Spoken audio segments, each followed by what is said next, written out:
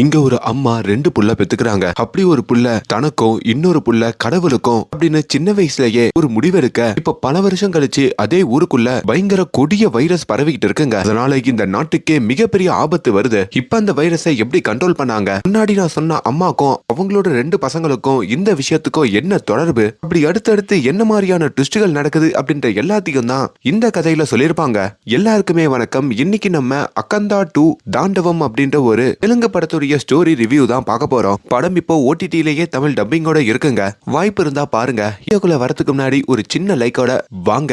By the வே நான் கவின், நீங்க பாக்குறது நம்மளோட பிலிம் பை. அதாவது இது 2ஆம் பாகம் தான், இருந்தாலும் ரொம்ப ஃப்ரெஷ்ஷான கதையா தான் இருக்கும். படத்துடைய ஆரம்பத்திலேயே ஒரு சாமியார் வந்து ஒரு அம்மாக்கு 2 குழந்தை பிறந்திருக்கும். அது ஒண்ணு இயற்கை அப்படின்ற மாதிரியும், இன்னொரு குழந்தையினால நிறைய அழிவுகள் வந்துடும், அதனால அதை தனியா எடுத்துட்டு போயிட்டு விட்டு வந்துருங்க அப்படின்ற மாதிரியும் சொல்றாரு. சோ அப்படி விடப்பட்டவருடைய பேரு தான் அகண்டா. அப்படி அவர் ஃபர்ஸ்ட் பார்ட்ல நிறைய சம்பவம் பண்ணிருப்பாரு. இப்ப அவரு இமயமலையில தியானம் பண்ணிட்டு இருக்கிற மாதிரியும் காட்டுறாங்க. இமயமலைய காமிக்க அப்படி அங்க ஒரு சிவலிங்கத்துக்கிட்டையும் இந்த அகண்டா போய்கிட்டு இருக்காரு. அங்கேயுமே ஒரு சாமியார் உட்காந்து சில பூஜைகள் பண்ணிட்டு இருக்க, உனக்காக தான் நான் ரொம்ப நாளா காத்திருந்தேன், நீ இந்த இடத்துக்கு வரணும், அந்த சிறப்பு தவத்தை நீ இருக்கணும், அது மூலயமா நம்ம நாடே புனிதமாகணும் அப்படின்னு நான் பல வருஷமா வருகைக்காக காத்திருந்தேன். கடவுளுக்கு நம்மளையே அர்ப்பணிச்சு எத்தனை வருஷம் ஆனாலும் பரவாயில்ல, மழை குளிர் வெயில்னு சொல்லி எதையுமே பொருட்படுத்தாம நீ அந்த தவத்தை பண்ணிதான் ஆகணும் அப்படின்னு சொல்லி அங்க நம்ம அகண்டாவையுமே மாலையெல்லாம் போட வச்சு அவரை சுத்தி திருநூறெல்லாம் அடிச்சு அப்படி சிவனை வேண்டிக்கிட்டோம். அவர் ஒரு இடத்துல வந்து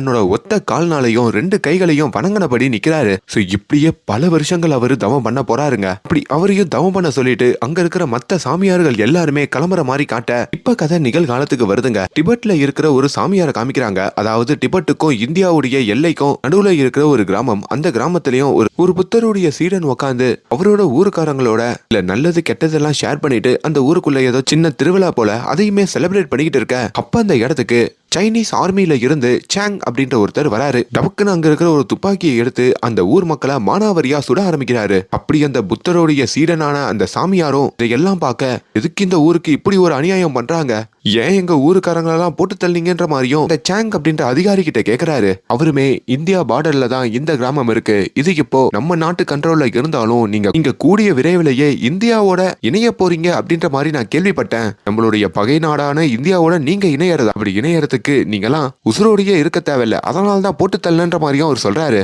அந்த சாமியார் கிட்டையும் ஒருவேளை இந்தியால இருந்து எதனா அதிகாரிகள் இங்க வந்தாங்கன்னா இதே மாதிரியான கொடூரம் இந்தியாலையும் நடக்கும் அப்படின்ற மாதிரி அவங்களுக்கு வார்னிங் பண்ணு அப்படின்னு சொல்லிட்டோம். இப்ப அந்த சைனீஸ் அதிகாரியுமே அவரோட எல்லைக்கு இருக்கிற ஒரு இடத்துக்கு வராருங்க. வந்தா அந்த சாங்குக்கு பயங்கரமான அதிர்ச்சி. அவரோட ஆர்மியில இருக்கிற நிறைய சோல்ஜர்ஸ் அங்க போய் சேர்ந்திருக்காங்க. அவங்களோட பிணங்கள் அங்க இருக்கு. அதுல அவரோட பையனுடைய பிணமும் இருக்குங்க. அதையுமே அவர் பார்த்து ஷாக் ஆகுறாரு. சொல்லுங்க, என் பையன் எத்தனை இந்தியர்களோட கதையை முடிச்சுட்டு இப்படி அனாமத்தா போய் சேர்ந்திருக்கான், அவனுக்கு என்ன ஆச்சுன்ற மாதிரி கேட்க, எந்த இந்தியரோட கதையும் முடிக்கல, ஒரு சிங்கண்ணன் கூட சண்டைக்கு போனா அவர் ஒரு குத்துனதுக்கே உங்க பையன் பாடையில போயிட்டான்ற மாதிரி சொல்ல, இது அந்த சாங்க பயங்கர எரிச்சலடைய வைக்குது. என்னோட மகனை இப்படி பண்ண இந்தியன் ஆர்மியை நான் சும்மா விட மாட்டேன், இந்தியாவையும் நான் சும்மா விட மாட்டேன், அவங்க புனிதமா நினைக்கிற ஒண்ணுத்த வச்சே அவங்க நாட்டையே அழிச்சு காட்டுவேன் அப்படின்ற மாதிரியும் அவரு சொல்றாரு. சாங்கமே அங்க எக்ஸ் ஜெனரல் அப்படின்ற மாதிரி ஒருத்தர் இருப்பாருங்க. முன்னாடி ஒரு பெரிய அதிகாரியா இருந்திருப்பாரு. அவர்கிட்ட பார்த்தா இந்தியாவை அழிக்கிறதுக்கு சில ஐடியா கொடுப்பாருன்னு சொல்லி அவரையும் வந்து பார்க்க, அவருமே உட்காந்து பகவத்கீதை படிச்சுக்கிட்டு இருக்காரு.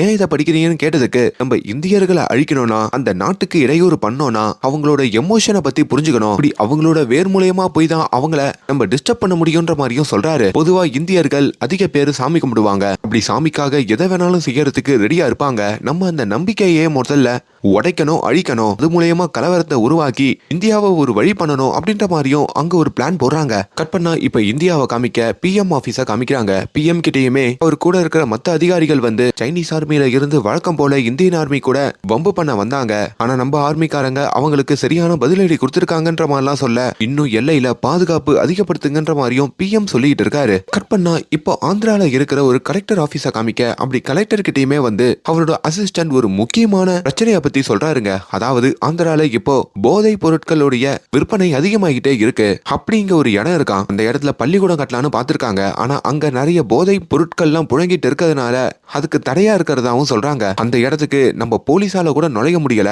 ஒரு ஆந்திராக்காரன், ஒரு மலையாளி, ஒரு கர்நாடகாக்காரன், ஒரு தமிழ 4 பேரும் சேர்ந்து இந்த போதைப் பொருட்கள் எல்லாம் விக்கிறாங்கன்ற மாதிரியும் அவங்க சொல்ல, அப்பதான் அந்த கலெக்டருமே யோசிச்சு இந்த எல்லா பிரச்சனையும் ஒரே நாள்ல சால்வ் பண்றதுக்கு ஒருத்தலால மட்டும் தான் முடியும் அப்படின்னு முரளி கிருஷ்ணா அப்படின்ற ஒரு பேரையும் அவங்க சொல்றாங்க. கட் பண்ணா அந்த இடத்தை காமிக்க அப்படி அங்க ஒரு காரு உடச்சிக்கிட்டு வெளியே வருதுங்க. அந்த காருக்குள்ள இருந்துதான் தலைவர் இறங்குறாரு. யாரு? நம்ம ஹீரோவான முரளி கிருஷ்ணா.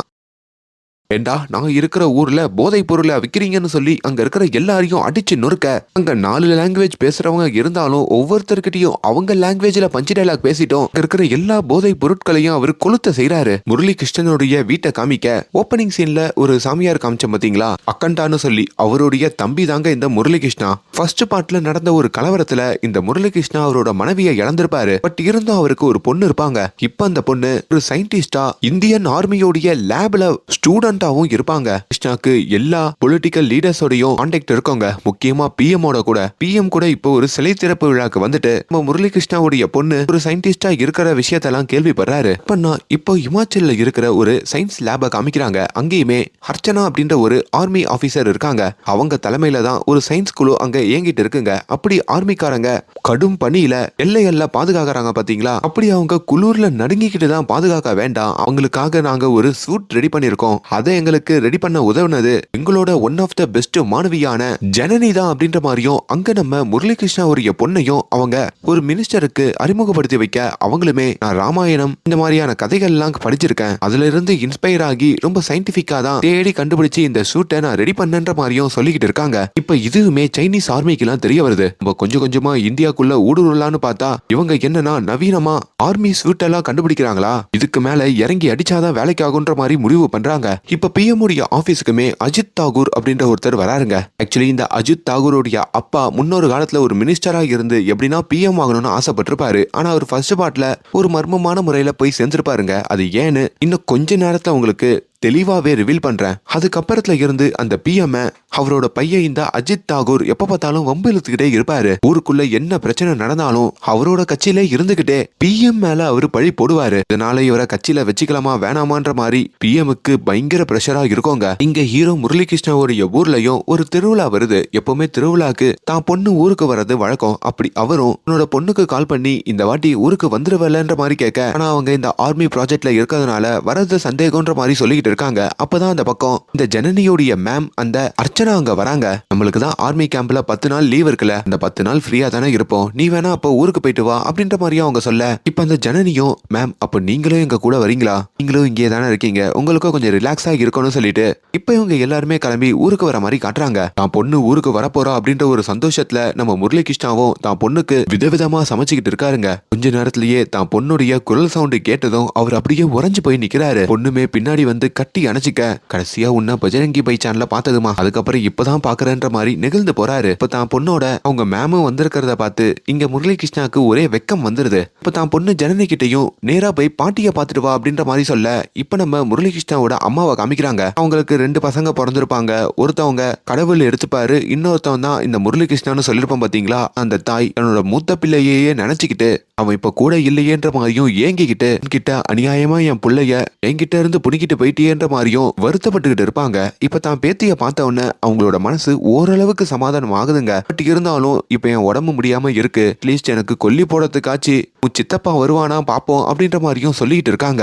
இப்ப ராத்திரி ஆகுதுங்க. நம்ம முரளி கிருஷ்ணா ராத்திரியானா சரக்கு போடுறது வழக்கம். ஆனா பொண்ணு எப்பனா வீட்டுக்கு வந்தா வீட்டுல இருக்க சரக்கு பாட்டில் எல்லாம் எடுத்து வெளியே போட்டு உடைச்சிருவாங்க. இதனால சரக்கு இல்லாம இவரும் திண்டாட, அப்பதான் தான் பொண்ணுடைய டீச்சரான அந்த அர்ச்சனா சரக்கு போட்டுட்டு இருக்கிறத பாக்குறாரு. இப்போ அவங்களோட ரூமுக்கும் வந்து இப்போ அவங்களோட சேர்ந்து இவரும் கொஞ்சம் சரக்க போட, அப்படி கொஞ்சம் கொஞ்சமா அர்ச்சனாவையும் நம்ம ஹீரோ முரளி கிருஷ்ணாக்கு பிடிச்சி போகுதுங்க. அவ்வளவுதாங்க. இப்ப அவங்க வந்த அந்த ஃபெஸ்டிவல் எல்லாம் முடிஞ்சு எல்லாரும் ஊருக்கு கிளம்புறாங்க. இங்க ஜனனியுமே பாட்டி கிட்ட வந்து சித்தப்பா வரலன்னு கவலைப்பட்டுட்டே இருக்காது, அப்பா கூட நீ சந்தோஷமா இரு, நான் இன்னொரு லீவ்ல உன்னை வந்து பாக்குறேன் அப்படின்னு சொல்லிட்டோம். அங்க இருந்து கிளம்ப இங்க அந்த எக்ஸ் ஜெனரல் இருக்காரு பாத்தீங்களா, அவருமே அந்த சாங் அப்படின்ற அதிகாரியை கூப்பிட்டு இந்த அஜித் தாகூரை இன்ட்ரோடியூஸ் பண்ணி வைக்கிறாரு. யார் இவருன்னு கேட்கும் போதோ இவர் ஒரு இந்தியாக்காரர் தான், இந்தியால பொலிட்டிஷியனா இருக்காரு. அப்படி இந்தியால இருந்தே இந்தியாவை அழிச்சு நம்மளுக்கு உதவணும்னு நினைக்கிறாரு. ஆனா இந்தியாவை ஒரு அப்பா கைப்பற்றணும்னு நினைச்சாரு, அவரால முடியல. இப்ப இவரு நினைக்கிறாரு எதிரிக்கு எதிரி நண்பன்ற மாதிரி சொல்ல, அந்த அஜித் தாகூரோட சேர்ந்து இந்த சைனீஸ் ஆர்மியில இருக்கிறவங்களும் பயங்கரமான பிளான் போடுற மாதிரி காட்டுறாங்க.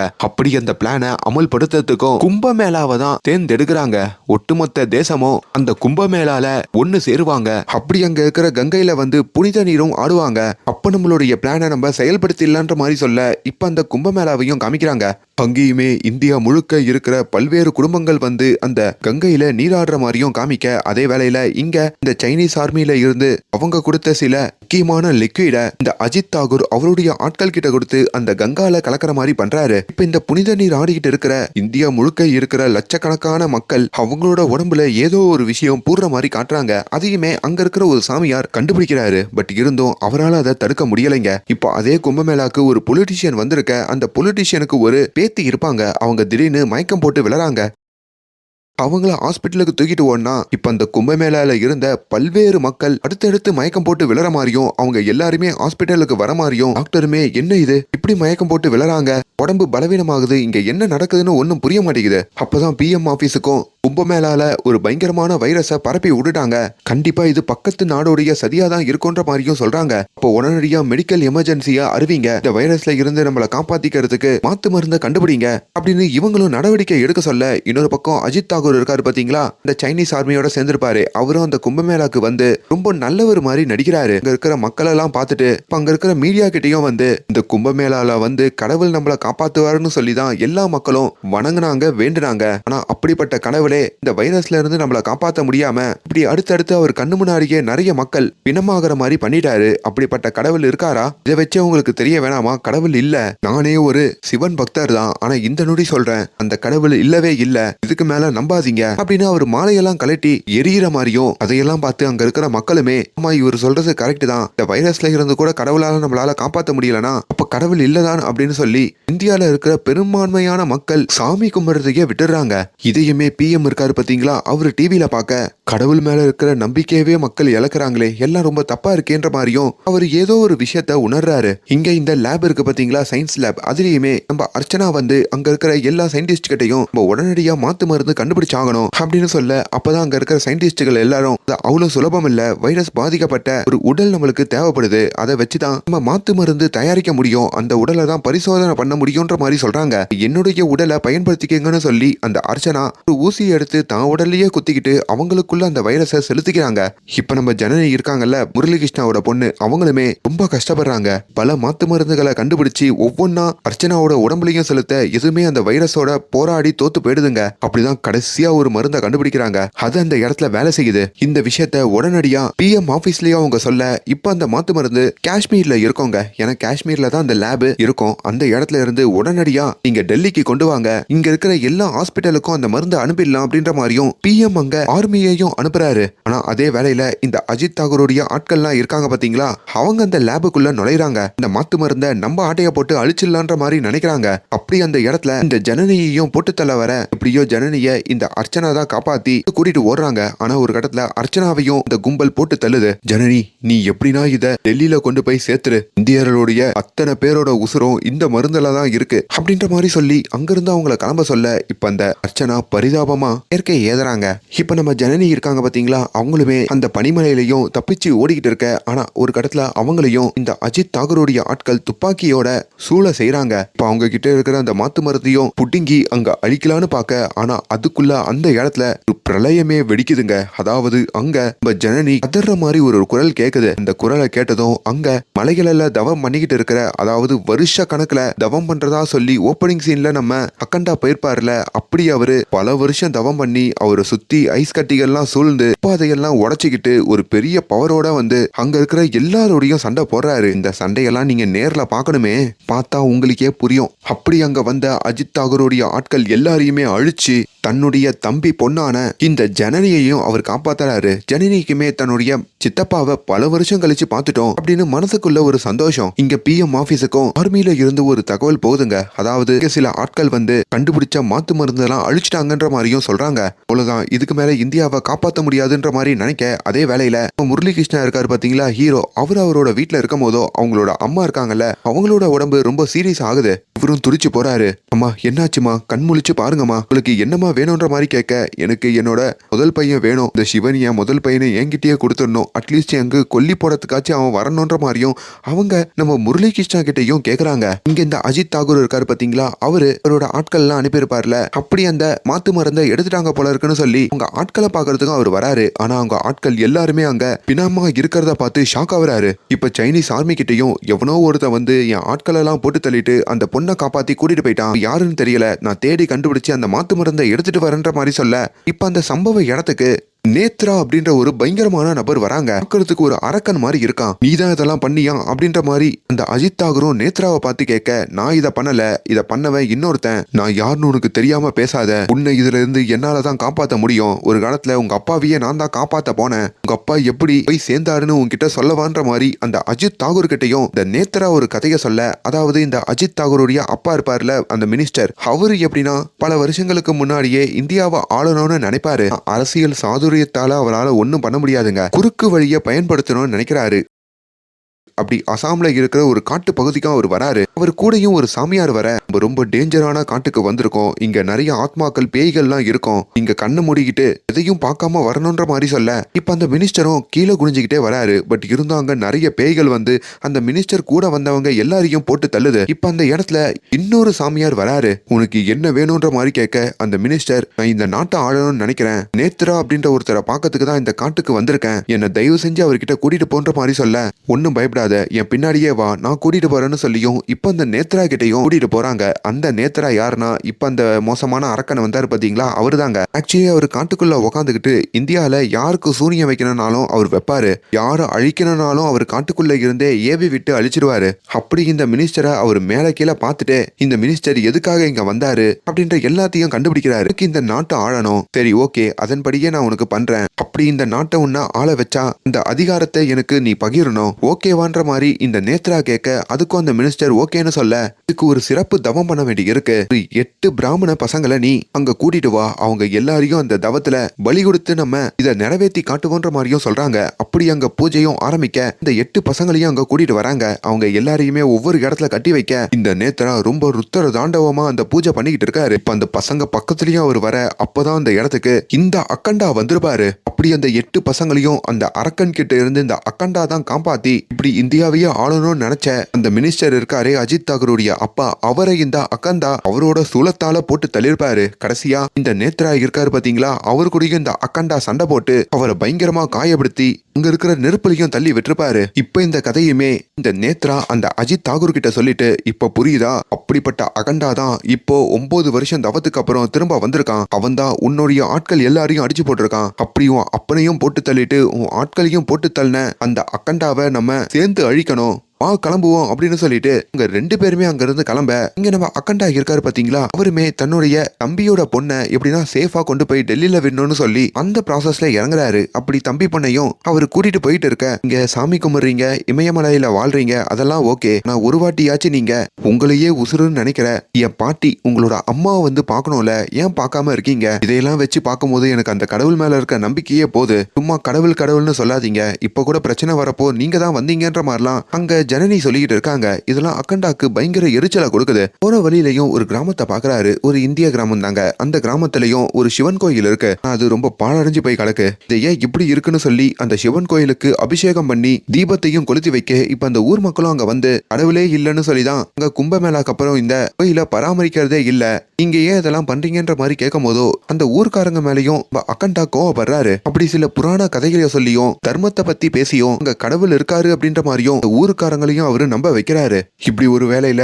சைனீஸ்ல இருக்கிற ஆர்மிக்காரங்க அங்க ஒரு ஹெலிகாப்டரை அனுப்பி இந்த கிராமத்தையே அழிக்கலான்னு பார்க்க, அப்ப இவரோட திரிசூலத்தை வச்சு அந்த ஹெலிகாப்டர் இந்த கிராமத்து மேல விழாம தடுத்து நிப்பாட்டுறாரு. இதை வச்சு பார்க்கும் போதோ அந்த கடவுள் தான் அவதாரம் எடுத்து வந்து நம்மள காப்பாத்திருக்குன்ற மாதிரியும் அந்த ஊருக்காரங்களாம் நம்ப அதுக்கப்புறம் சாமி கும்பிடவும் ஆரம்பிக்கிறாங்க. அதே வேளையில அந்த கிராமத்துக்குள்ளயும் இப்ப அந்த அரக்கன் இருக்காரு பாத்தீங்களா, அவரு வராருங்க. அவருமே அக்கண்டா கிட்ட வந்து, என்ன இந்த நிலைமைக்கு கொண்டு வந்த, உன்னை நான் சும்மா விட மாட்டேன், இப்பவே உன்னோட கதையை முடிக்கிறேன்ற மாதிரியும் அவரும் இப்ப நம்ம அக்கண்டாவோட சண்டைக்கு வர, அப்படி ஒரு பயங்கரமான சண்டை அங்க நடக்குதுங்க. அதுல அக்கண்டா ஒரு கடத்துல அந்த நேத்ராவோட கதையையும் படத்தையும் முடிக்கிறாரு. இதையெல்லாம் பார்த்து இந்த நேத்ராவோட இருந்த இந்த அஜித் தாகூர் இருக்காரு பாத்தீங்களா, அவர் அந்த இந்தியா விட்டே ஓட இப்ப அங்க இருக்கிற கோயில்லையும் அக்கண்டா தவம் பண்ற மாதிரி காட்டுறாங்க. அப்ப நம்ம ஜனனிக்கு அவங்க வீட்டுல இருந்து கால் வர அதுல அவங்க பாட்டி இறந்துட்டாங்கன்ற மாதிரியும் சொல்ல கேள்விப்படுறாங்க. உடைஞ்சு போறாங்க. உடனே தன்னோட சித்தப்பா கிட்ட வந்து பாட்டியோட கடைசி ஆசை நீங்க அவங்களுக்கு கொல்லி போடணும்ட்டு, ஆனா இப்ப அதை கூட பண்ண முடியல. என்ன கடவுளை வேண்டி என்ன பிரயோஜனம், ஒரு மனுஷனோட ஆசையை உங்களால நிறைவேற்ற முடியலையே, இதனால்தான் சொன்ன கடவுள் இல்லன்ட்டு அப்படின்ற மாதிரி மறுபடியும் அவங்க வாதம் பண்ண